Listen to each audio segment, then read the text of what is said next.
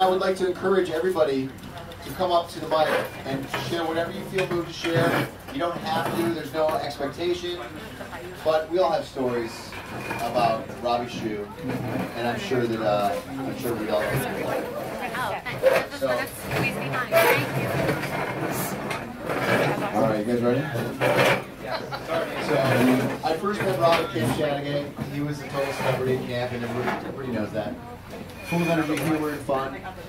He was effortlessly able to get the entire camp brought up into a barely controlled frenzy.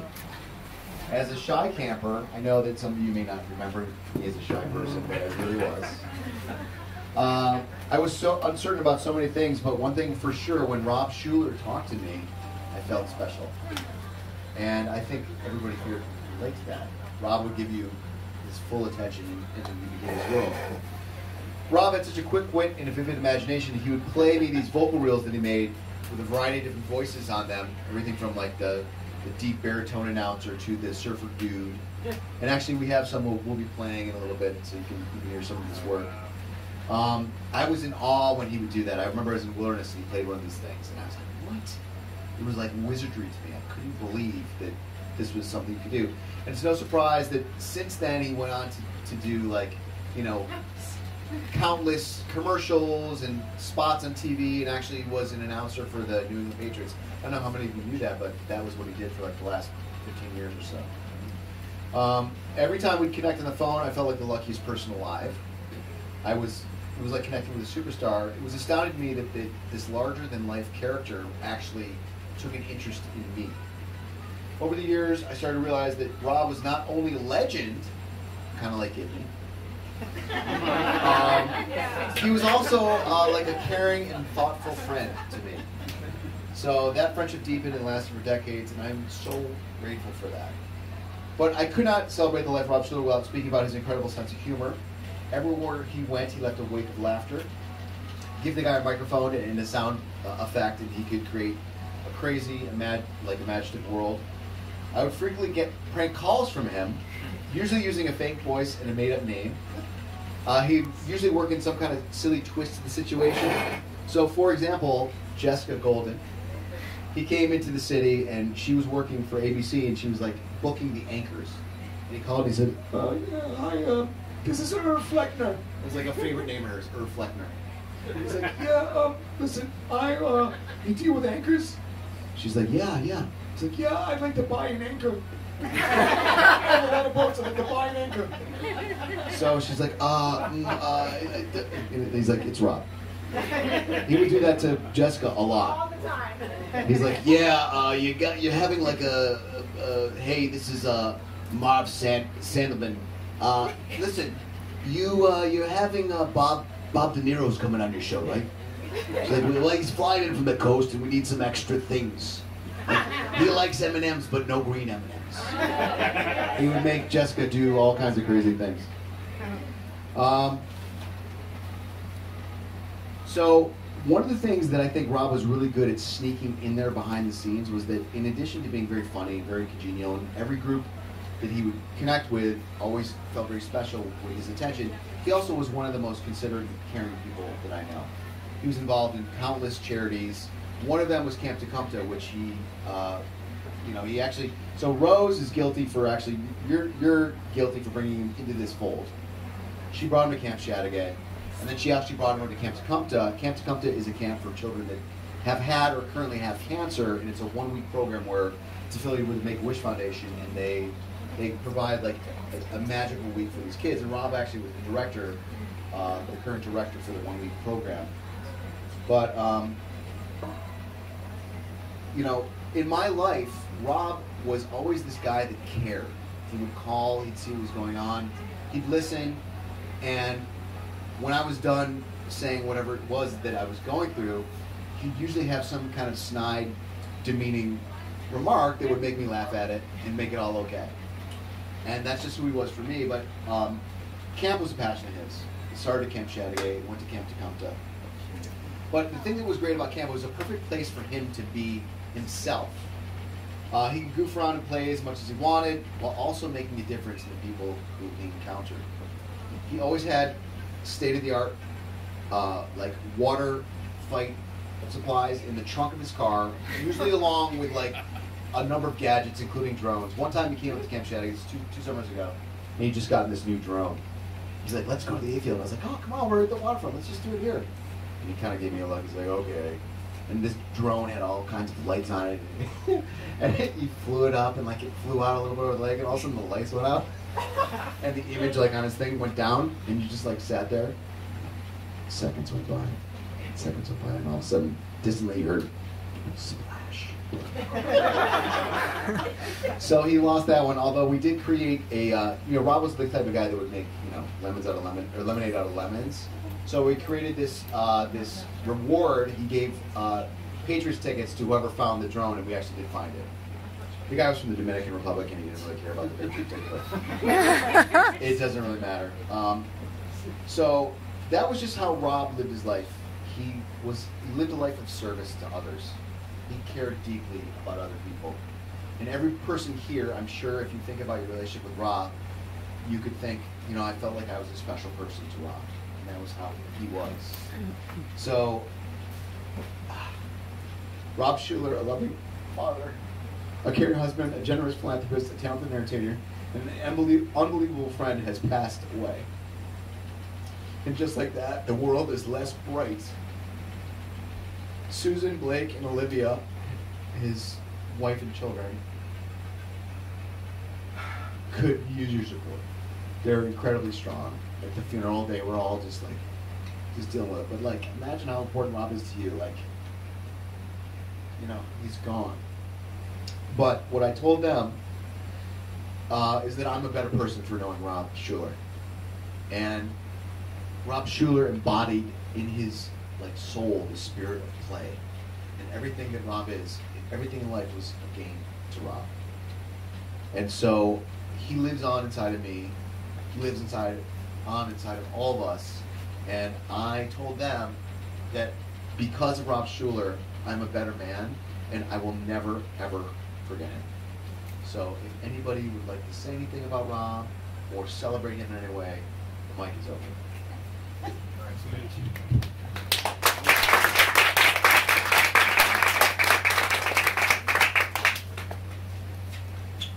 No pressure. I'll go. Oh, great. Yes, I'll do it. Start it up. All right, just to get it over with.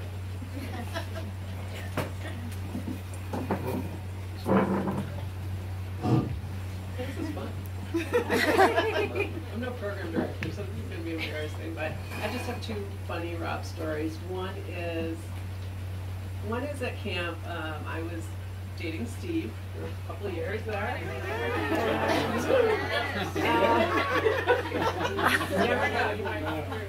And Rob, every morning, I'd come down to the waterfront and be looking at the lake, and he would do a Steve Baker imitation. He'd put his arm around me and go, "Oh, Dad, the lake, the sky, the peregrine falcons." And he'd go on and on and on. And it was just a routine we had together. Our birthdays were 3 weeks apart, so we'd always kind of do a little toast to each other. But he'd make my day doing that in the mornings. And then a couple years later, I was at Seneca Lake also with John, and I was an assistant director for a while. And I'm in my office, and the phone rings. And we were recruiting campers and staff, of course. And I worked near a couple other people, and I get this call, and I'm like, hello, he's like, I can't do a big voice, but is this, I'm calling about, I'm from North Carolina, and I've got this son, he's 10, and he goes on and on about wanting to send his kid to camp, but he wants to meet the director first, and he's willing to fly me down to stay at their home because he wants to make sure it's safe. And I'm like, can you hold on a minute? And I go with my colleague, I'm like, oh my God, this is insane.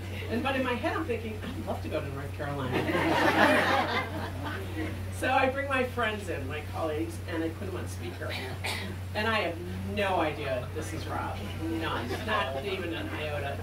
And he goes, tell me about the camp. I do a little bit. And he's like, my son has a few problems, you know. And I'm like, okay. So he's 10, but he's a bedwetter. And he goes, I can't even remember. I mean, and then he's had some violent attacks at school. And, he's burnt, he like tortures animals.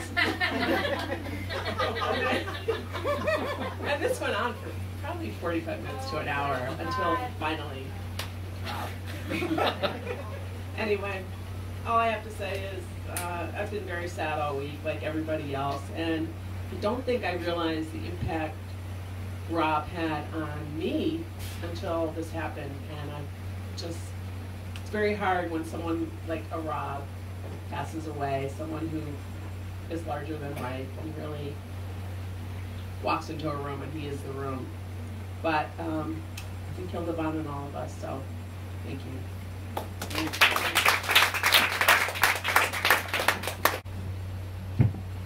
JGPD.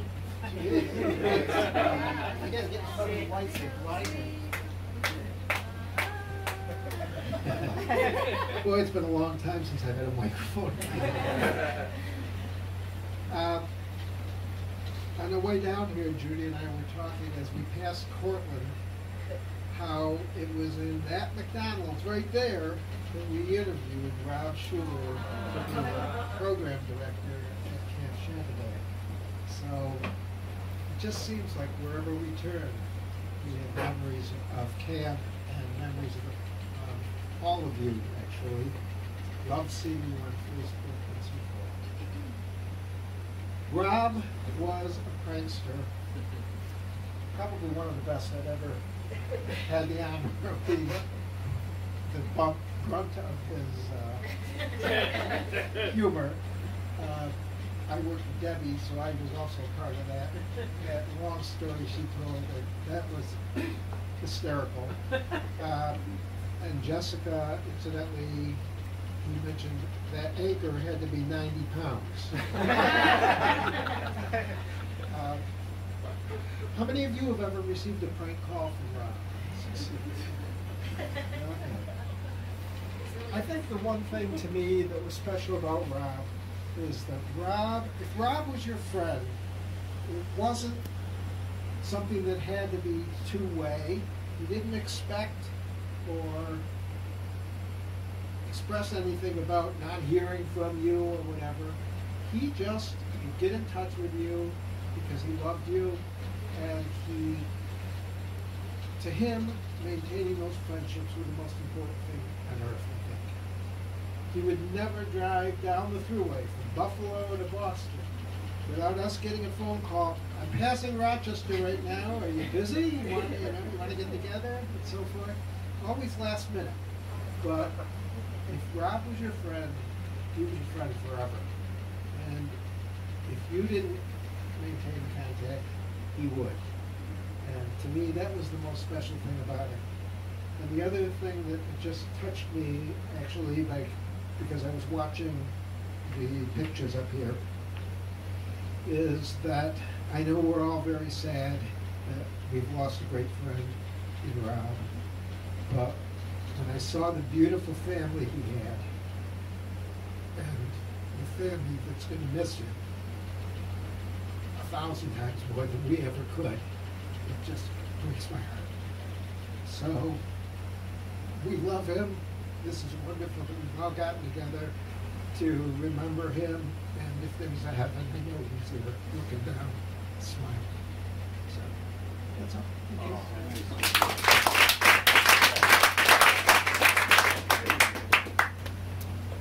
I'm not going to use it. Because when I fumble my words, yeah. Why in the peanut stand? Rob was probably my dearest friend. Everybody's talked about the phone calls and things. That guy would find me in places nobody else knew where I was. For all the years that I knew him, he saved my life. I don't know if some of you will remember when I came back from Florida.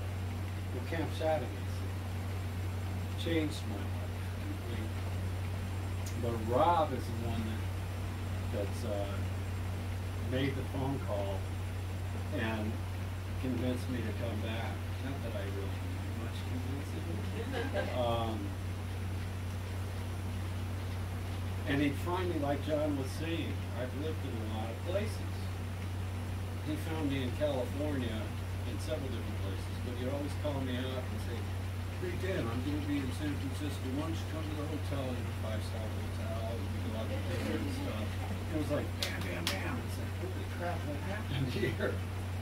But he was always, like John said too, I think he never expected anything of anyone else. You know, he was a giver. And the other thing that I loved about him was he never judged me. Now, we all don't know what my life is like, but I've been up and down, and people judge you. It's not that I care anymore, but he never did. He was always there for me. He was always for me. And I don't know, it had to be at least 10 or 15 of those phone calls. I unfortunately have a brother who does the same thing. So as time went on, it was like, it would take me less than, I think, 45 minutes. You're his prime target. Debbie is so gullible. Yeah, I know you're his prime target because he said so. He said, "Oh, Debbie's so easy." And I think you meant something different by that. Oh, Eric, you're gonna get. I can't wait to watch the film. Anyway, I'd never know if it was my brother or not. And at the end of them, if I got it, I'd be, all right, is this Rob or Paul? It's Rob, Dan, or Paul. The Indian voice in particular, they got me believing. Well, one of them was a businessman from Miami, and I hung up on him. As soon as he said, "Rum Runner Bay Restaurant," bye-bye. He calls right back, and he continues the conversation, and I'm going to hang up, and he knows I'm going to hang up. He's, "Giddy, it's me!" Just about every phone call, when I didn't really get it, I was going to hang up on him, because he knew the buttons. He knew what I was sensitive about, and all sorts of things. Now, I loved the man. I feel horrible for his family, too. They're sweet, sweet people. And like, I don't know if you said it, man, some of the light is going out. One of the biggest lights for me in the world. And I do have to say, the first year he was there, he was co-counsel with me in Mountains. I think that was your year? That was your year. It was your year. I didn't like it. I was like, who the hell is this guy? Because, you know, he had that, everybody loved him instantly. Bitch, he's taken away from my stardom here. And, of course, we all know what Mounties ended up like. But the other thing I had to say, I never knew what was going to happen to me as long as he was my co-counselor and after. Like, I know he got together with you guys. Okay, what are we going to do to get me? Okay, Dan's at the Ollie Out. It should be easy. You're always at the alley out. Why not? I was an easy target. They wanted to shave my chest. Was it that, you guys? Yeah. So I'm lying there, and I hear them conspiring. And they get right up over me, and they're saying, "No, you got the razor. I don't want to put it on." Anyway, they get right to the point. Wow! And Rob knows, he's standing right behind me. He knows what he's doing. And then later, I thought I was safe once he wasn't my co-counselor. There was one year that they did camper counselor hunt. So